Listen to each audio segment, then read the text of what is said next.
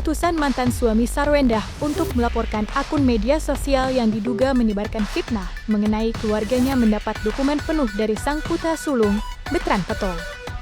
Remaja yang akrab disapa Onyo itu dengan tegas menyatakan bahwa langkah hukum merupakan tindakan paling tepat untuk memberikan efek jera kepada pelaku.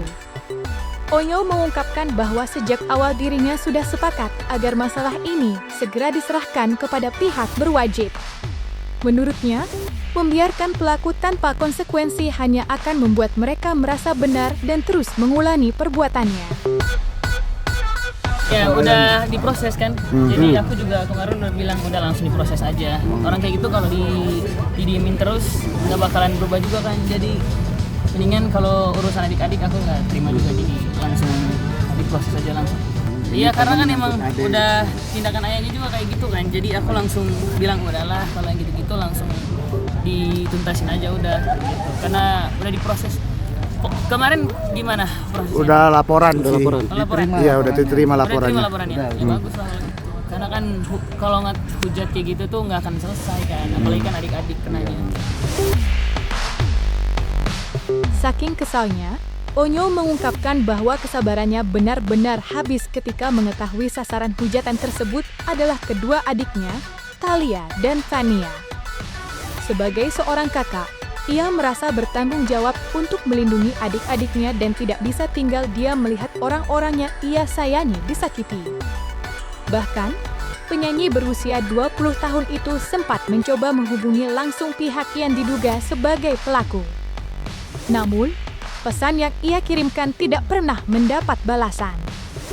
Dari nada bicaranya, tersirat bahwa Betran memiliki niat untuk menemui pelaku secara langsung, yang menurut informasi adalah seorang wanita. Bagi Onyo, konfrontasi langsung adalah bentuk sikap tegas sekaligus perlindungan bagi keluarganya.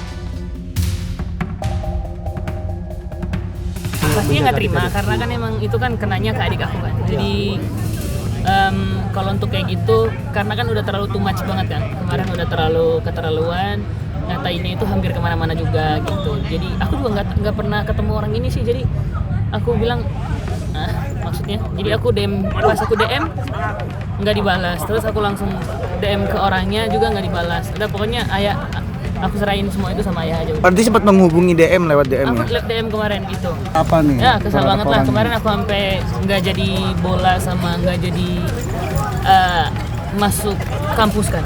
Oh, terganggu jadi itu. Karena moodku kemarin kurang bagus banget, jadi nggak bisa diganggu, jadi diam di mobil kayak bacain komen-komennya gitu, DM orangnya nggak dibalas juga. Terus pas aku lihat DM ku, akunnya hilang kan kemarin. Gitu. Yang bikin berita ini kan satu pihak kan, satu orang doang kan. Nah orang ini tuh nggak ternyata itu dia juga nggak tahu kalau misalkan dirinya dia tuh lagi viral gitu, lagi dibicarakan. Jadi kalau Om tanya ketemu orang, harusnya aku ketemu sama orang ini yang bikin beritanya, baru aku kayak gimana gitu ya, karena aku juga tahu mungkin kenalan orang ini tuh cuma nerka-nerka doang aja gitu. Jadi yang kurang ajar itu yang bikin beritanya gitu. Yang bikin beritanya kalau nggak salah itu akunnya siapa aja?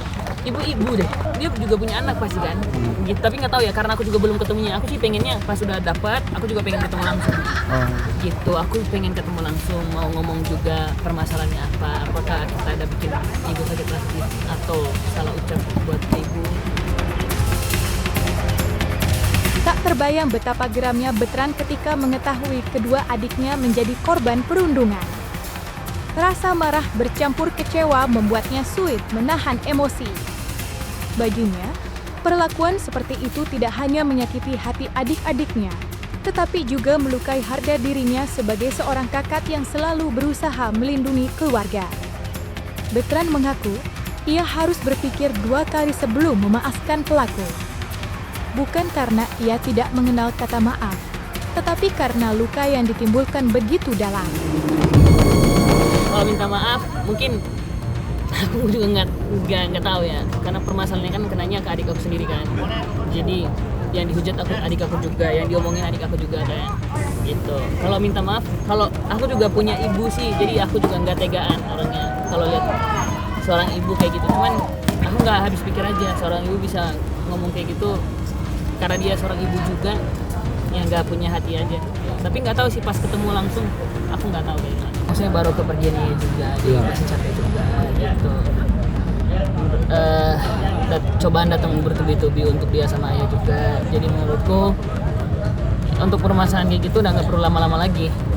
Masuk laporan, tarik orangnya, masukin penjara, udah selesai. Itu aku kemarin bilang sama ayah, udah kalau untuk masalah adik-adik kan ayah juga udah tahu aku harus kayak gimana, aku kayak gimana kalau tentang adik-adik. Kalau tentang aku ya aku diam aja karena nggak bener. Kalau adik-adik juga sebenarnya emang nggak bener sih. Maksudnya emang aku juga nggak tahu orang ini, aku juga nggak tahu siapa dia gitu. Jadi kalau permasalahan adik-adik pastinya aku juga nggak tinggal diam, jadi aku langsung bilang ya karena kalau untuk seumuran aku nggak bisa untuk urus kayak gitu-gitu kan, karena belum cukup umur gitu. Jadi aku bilang ya udah ya, ini semua aku serahin sama ayah aja gitu. Begitupun juga ke bunda. Diketahui sebelumnya, ayah kandung Thalia telah secara resmi melaporkan kasus ini ke Polda Metro Jaya demi mendapatkan penanganan hukum yang serius. Laporan tersebut diharapkan dapat membuka jalan bagi proses penyelidikan yang transparan dan memberikan perlindungan bagi korban. Kepala Subbidang Penerangan Masyarakat Polda Metro Jaya, Ajun Komisaris Besar Reonal Simanjuntak, membenarkan adanya laporan tersebut. Dalam keterangannya, Reonal menyampaikan bahwa pihaknya telah menerima laporan terkait dugaan perundungan yang dialami Thalia di sejumlah platform media sosial.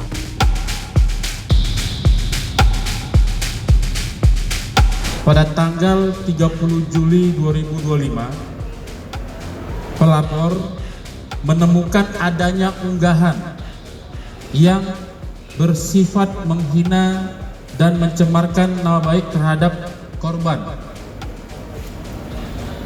di salah satu platform media sosial, ya, ulangi, di beberapa platform media sosial.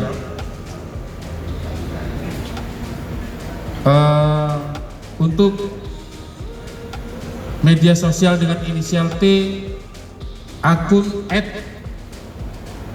@vixxx, ya, kemudian dan di media sosial dengan inisial I itu akun @vixxx juga, yang di dalamnya terdapat kalimat, visual, dan narasi. Di antaranya, S sudah mengakui bahwa T adalah anak dari PPT dan nama artisnya inisial R tahun 2014. Kemudian ada kalimat yang mohon maaf saya tidak bisa sampaikan di forum ini, ya, bla bla bla, waktu mereka sudah menikah, ya.